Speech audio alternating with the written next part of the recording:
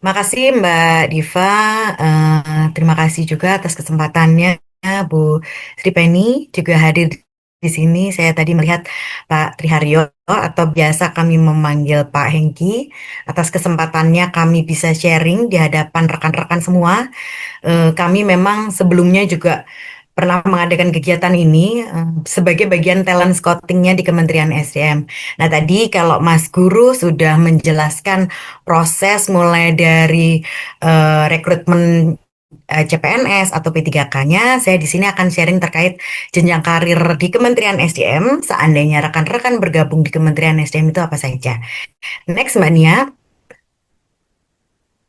Nah ini rekan-rekan semua, kalau kita melihat dari aturan, jabatan ASN saat ini ada dua, terbagi menjadi jabatan manajerial dan non-manajerial.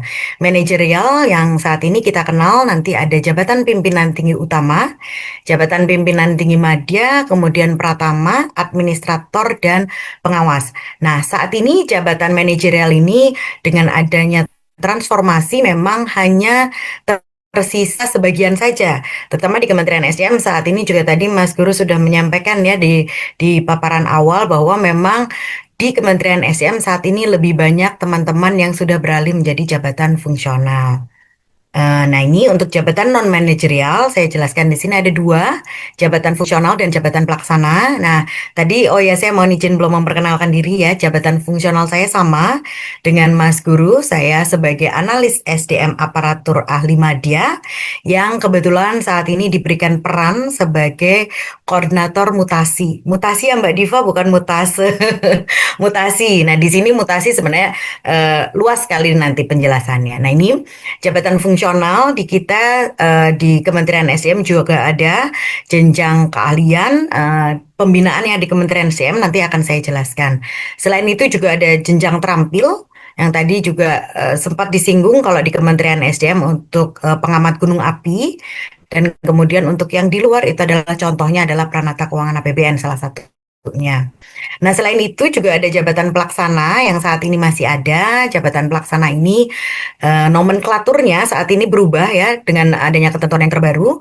Penelaah teknis kebijakan, penata kelola barang jasa, kegiatan operasi migas, penata kelola usaha ketenaga listrikan, dan penata kelola pertambangan. Ini antara lain ya. Kita ada lagi jabatan-jabatan yang lain. Next. Nah, ini rekan-rekan sekalian yang tadi saya sampaikan bahwa Kementerian SDM ini selaku pembina jabatan fungsional yang ada di lingkungan Kementerian SDM. Mungkin ada sebagian yang pernah mendengar atau pernah juga berdiskusi atau pernah juga bekerja sama dengan teman-teman pejabat fungsional ini. Untuk di sektor migas, kita mempunyai inspektur minyak dan gas bumi. Kemudian di ketenaga listrikan kita mempunyai inspektur ketenaga listrikan. Nah, terkait dengan inspektur ketenaga listrikan ini juga sebelahnya atau tetangganya itu adalah inspektur panas bumi. Ini di Dijen EBTKE. Kemudian di Direktorat Jenderal Mineral dan Batu Bara itu ada inspektur tambang. Nah, kita ada jabatan fungsional baru saat ini pengawas pertambangan. Ini sama-sama di Direktorat Jenderal Mineral dan Batu Bara. Kemudian penyelidik bumi, ini base-nya itu ada di Badan Geologi dan selain itu juga ada Direktorat Jenderal Migas di Lemigas. Nah, ini pengamat gunung api yang tadi sempat disinggung oleh Mas Guru di depan. Ini adalah rekan-rekan penjaga garda terdepan gunung-gunung yang ada di seluruh Indonesia. Ini sebagai penjaga terakhir ya, ibaratnya teman-teman pengamat gunung api ini dan kita hampir setiap tahun selalu melakukan rekrutmen untuk pengamat gunung api karena memang kebutuhannya untuk selalu menjaga, mengawasi gitu ya adanya gunung-gunung yang ada di seluruh Indonesia karena memang Indonesia ini termasuk banyak gunung-gunung yang aktif gitu ya. Lanjut, Mania. Nah, ini saya sampaikan sedikit lebih teknis untuk inspektur minyak dan gas bumi. Ini kita ketentuannya sudah ada peraturan Menpan nomor 21 2023. Ini mengatur semua jabatan fungsional di lingkungan Kementerian SDM. Nah, ini kan karena rekan-rekan ini banyak dari PII ya, ini dari Persatuan Insinyur. Nah, di sini nih memang jabatan fungsional banyak di kita.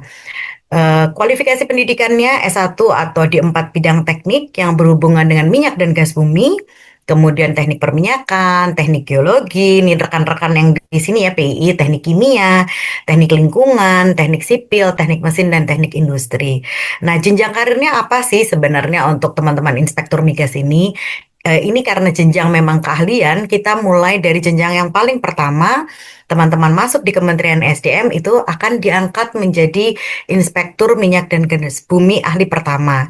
Jadi setahun tadi CPNS, kemudian nanti on board tadi yang Mas Guru sampaikan, lulus on board, kemudian diangkat menjadi PNS, teman-teman nanti akan langsung diangkat sebagai Inspektur Minyak dan Gas Bumi ahli pertama untuk level S1.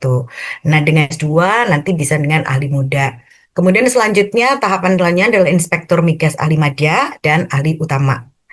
Ruang lingkupnya apa? Di sini lebih terkait dengan penerapan keteknikan dan keselamatan minyak dan gas bumi, kemudian terkait dengan standar mutu bahan bakar minyak, gas bumi, bahan bakar gas, serta bahan-bahan yang lain hasil olahan dari teknologi migas, kemudian terkait dengan badan usaha, pengawasan ya badan usaha, bentuk usaha tetap, pemanfaatan jasa, teknologi, serta kemampuan rekayasa rancang bangun dalam negeri pada kegiatan usaha minyak dan gas bumi. Penempatannya ini teman-teman ada di Direktorat Jenderal Minyak dan Gas Bumi.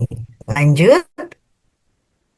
Nah, selanjutnya Inspektur Ketenagalistrikan, ini kualifikasi pendidikannya S1 atau D4 bidang teknik tenaga listrik, teknik elektro, teknik mesin, teknik lingkungan, teknik kimia, fisika.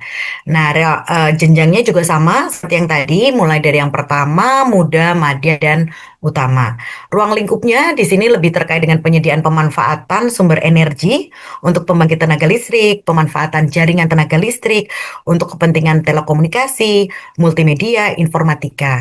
Kemudian pemenuhan kecukupan pasokan tenaga listrik, pemenuhan persyaratan keteknikan, perlindungan lingkungan ini juga prioritas juga, pemanfaatan barang dan jasa dalam negeri atau kita TKDN, penggunaan tenaga teknik dalam usaha ketenaga listrikan, pemenuhan tingkat mutu dan keandalan penyediaan tenaga listrik, pemenuhan persyaratan perizinan, penerapan tarif nih kalau yang rekan-rekan mungkin ya terkait tarif tenaga listrik, pemenuhan mutu jasa yang diberikan oleh usaha penunjang tenaga listrik. Nah, ini untuk Inspektur Ketenaga Listrikan atau kita biasa sebut IKA, penempatannya ada di Direktorat Jenderal Ketenaga Listrikan.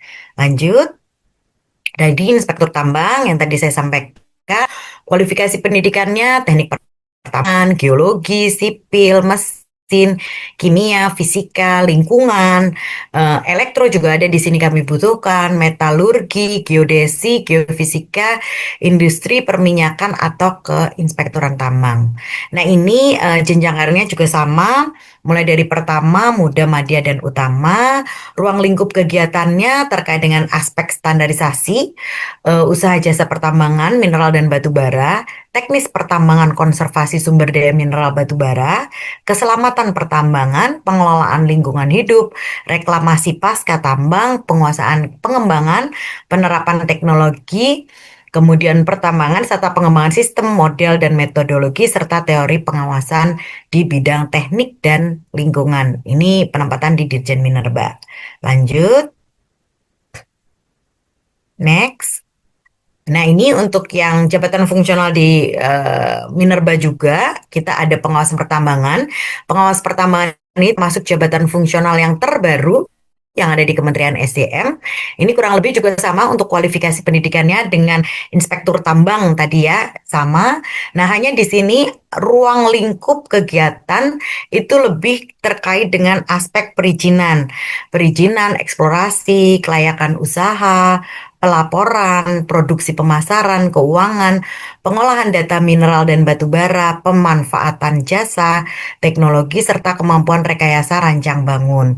Kemudian di sini juga terkait dengan pengembangan tenaga kerja teknis pertambangan gitu ya, pengembangan pemberdayaan masyarakat juga ada di sini, pengembangan sistem model, teori, pelaksanaan pengawasan di bidang pengusahaan kegiatan usaha pertambangan. Jadi kalau pengawasan pertambangan lebih ke pengawasannya terkait dengan aspek perizinan, sedangkan kalau tadi inspektur tambang lebih ke teknisnya, itu mungkin memudahkan secara umum ya, meskipun di bawah ruang lingkupnya juga ada detailnya.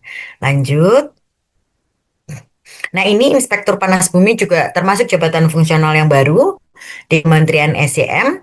Di sini kualifikasi pendidikannya untuk teknik geologi, geofisika, kimia, fisika, dan geotermal. Ini jenjangnya sama, kemudian ruang lingkup kegiatannya terkait perencanaan, persiapan inspeksi, inspeksi administrasi, pembangkit, fasilitas, lapangan uap panas bumi, pengusahaan panas bumi untuk pemanfaatan tidak langsung. Jadi ini terkait dengan panas bumi gitu ya. Nah, ini penempatannya di Jen EBTKI. Lanjut.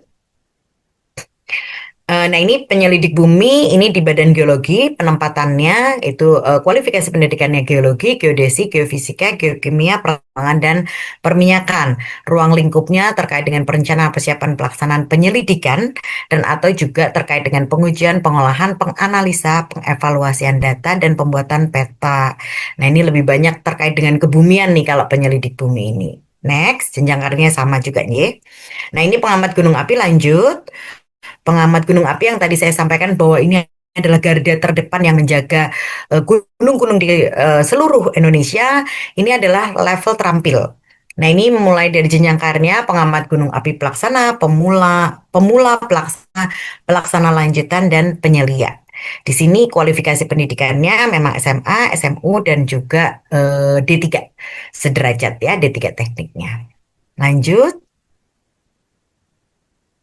Nah, ini jenjang karirnya yang tadi saya sampaikan bahwa saat ini kita dimungkinkan untuk jenjang karir itu zigzag gitu ya, diagonal maupun lanjut ke atas. Nah, contoh rekan-rekan ketika bergabung di Kementerian SDM, kita lihat ini sebagai jabatan fungsional ahli pertama, ketika rekan-rekan itu profesional ke arah jenjang fungsional, sesuai kepakaran itu akan naik seperti tadi. Jenjang pertama, muda, madya, dan utama gitu ya, paling tingginya. Nah, namun demikian, di sini kita juga bisa zigzag. Teman-teman fungsional bisa juga zigzag ke jabatan pengawas. Jabatan pengawas itu tadi untuk yang pejabat administrasi ya, administrator. Juga bisa untuk dari jenjang ahli muda. Kemudian jenjang ahli mada ini juga bisa promosi ke kiri gitu ya, ke jabatan pimpinan tinggi pratama maupun jabatan pimpinan tinggi madya. Jadi selain teman-teman sesuai kepakaran naik ke atas, kita juga bisa zigzag teman-teman dari fungsional ke struktural, dari struktural balik lagi ke fungsional, itu juga bisa. Nah, ini memang apa ya, jenjang karir dari rekan-rekan ini lebih fleksibel nih, sehingga memudahkan rekan-rekan itu nanti untuk memilih mana yang akan sesuai dengan passionnya. Nah, ini adalah dalam jalur struktural, fungsional, dari struktural ke fungsional maupun fungsional ke struktural. Nanti materinya kami bagi jadi teman-teman bisa baca detailnya ya. Lanjut. Nah, ini kalau terkait dengan struktur gaji dan benefit di Kementerian SDM sama dengan kementerian lainnya. Untuk benefitnya adalah gaji pokok, tunjangan dan fasilitas. Tunjangan itu terkait dengan tunjangan kinerja, tunjangan jabatan untuk tadi yang teman-teman sebagai pejabat fungsional ataupun pelaksana juga mendapatkan tunjangan jabatan, dan pejabat administrasi juga mendapatkan tunjangan jabatan. Selain itu, bagi yang sudah berkeluarga juga mempunyai tunjangan keluarga, tunjangan beras. Nah, bagaimana dengan fasilitasnya? Fasilitas ini kita ada jaminan pensiun dan hari tua. Ini sama berlaku nasional, cuti, perlindungan kesehatan, dan pengembangan kompetensi. Nah, di sini pengembangan kompetensi di Kementerian SDM menurut kami, sejak saya bergabung di Kementerian SDM sekitar 21 tahun yang lalu, ini lebih terbuka kita melakukan pengembangan kompetensi di sini. Mulai dari tugas belajar, kesempatan tugas belajar di Kementerian SDM ini sangat terbuka, dan kita terbuka luas, dan juga memang kita transparan. Kemudian juga pengembangan kompetensi, diklat-diklat, kita bisa mengirimkan juga teman-teman untuk diikut sertakan ke pengembangan kompetensi, diklat, magang maupun penugasan di dalam maupun di luar negeri. Jadi kami bekerja sama dengan BUMN, kemudian dengan NGO-NGO di luar negeri untuk teman-teman bisa melakukan magang ya, melakukan magang setelah teman-teman bergabung di Kementerian SDM. Lanjut. Nah, mungkin itu yang bisa saya sampaikan. Nanti kita lebih banyak sharing informasi.